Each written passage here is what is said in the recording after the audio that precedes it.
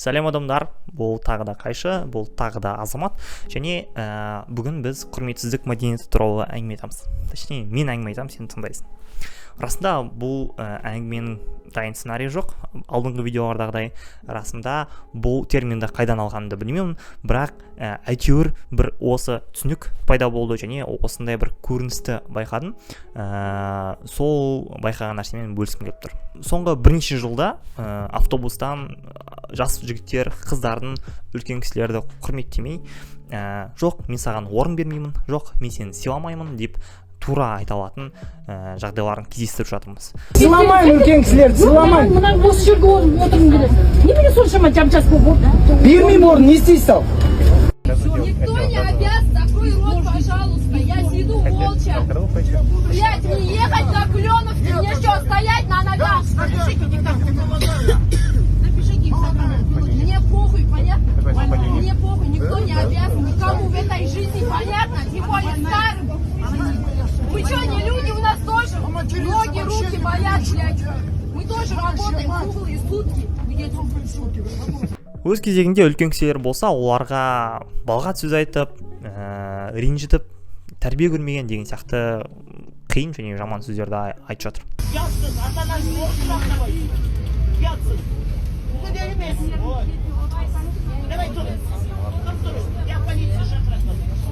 Мен мақсатым бұл жағдайда қай жақтікі дұрыс емес деп бағалау емес. Мен мақсатым осы сияқты жағдай қалай пайда болды, оған не әсер етті деген сұрақтың жауабын пайымдау.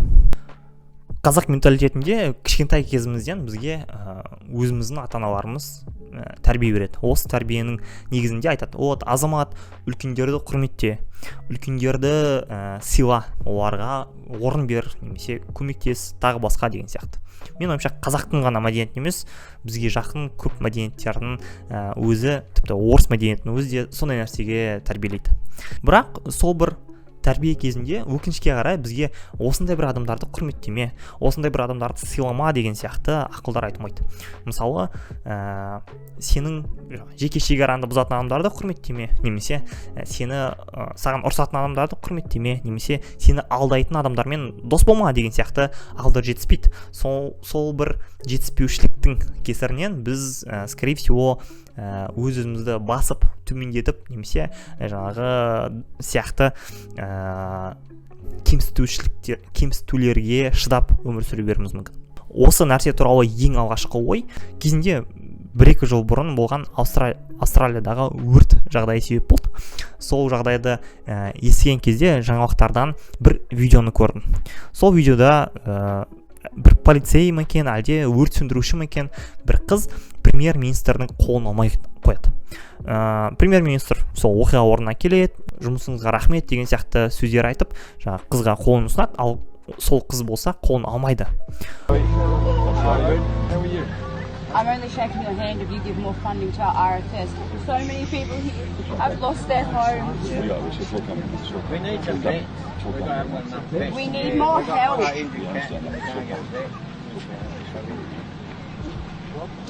Бұған қарап өте қатты таңғалып қалдым, өйткені бізде президенттің қолын алмай қою, немесе премьер-министрдің, әйтеуір бір шенді адамның қолын алмай қою деген сияқты шешімді қабылдайтын адамды білмеймін. Ондай адам бар ма? Мұхтар Шахановтан басқа сондайға духы жететін, Хотя мен ойымша сондай нәрсе керек, немесе сондай нәрсенің қаншалықты маңызы бар деген сияқты ойлар бізде талқыланбайды. Бізде ондай әңгіме мүлдем қозғалмайды. Хотя осы арқылы, осы бір құрметсіздік арқылы қандай да бір деңгейде протест көрсетесің. Жоқ, мен сені сыйламаймын, өйткені сен өзің жұмысыңды дұрыс істемейсің, немесе біз саған алдын ала айттық, өрт болуы мүмкін, оған ақша бөлу керек еді деген нәрсені сен тыңдаған жоқсың, және сенің кесірінен қаншама орман өртенді, және қаншама жануарлар қырылды, тіпті адамдар да өлген болар, сондай зиян келді, және сол үшін мен сені сыйламаймын деп айта алады. Бізде сондай нәрсені айта алатын адам кем-де-кем расында. Немесе айтқаннан бөлек сол нәрсені іспен көрсете алатын адам расында кем-де-кем. Мен ойымша осы дағдының болмауына бізде құрметсіздік мәдениетінің болмауы әсер етті. Алдыңғы бір видеодағыдай теріс айналу мәдениеті осы сияқты құрметсіздіктің бір көрінісі деп білуге болады. Дегенмен бұл көрініс көп жағдайда виртуалды әлемде жүзеге асады. Адамда көрмей, көзіне тіке қарамай тұрып, оны сыйламау немесе сыйламайтыныңды көрсету соншалықты қиын емес. Қиыны ол нәрсені тікелей ашық және демонстративді көрсету. Яғни құрметсіз болуды үйрену керек. Құрметсіздік танытудың әдебін білу керек. Осы моментте алдыңғы мысалдағы автобустағы жігіттер қыздар мен үлкен тәтелердің арасындағы қақтығысқа қайта ораламыз. Бұл жерде анық бір проблема бар. Бұл проблема сол автобустағы айқай. Өйткені соның кесірінен көп видеолар таралып кетті. Соның кесірінен автобуста тұрған басқа адамдарға зиян келді, кем дегенде дискомфорт сыйлады, қалай істеуге болар еді? Сол бір жас адамдар болса, үлкен кісіні сыйламайтын болса, айтса болар еді. Адам, мен сізді сыйламаймын, өйткені сіздің маған ешқандай пайдаңыз тиген жоқ, немесе сізді сыйлайтындай ешқандай себеп болған жоқ, сол үшін мен сізге орын бермеймін, ренжімеңіз және мен мазамды алмаңыз деп айтса болар еді.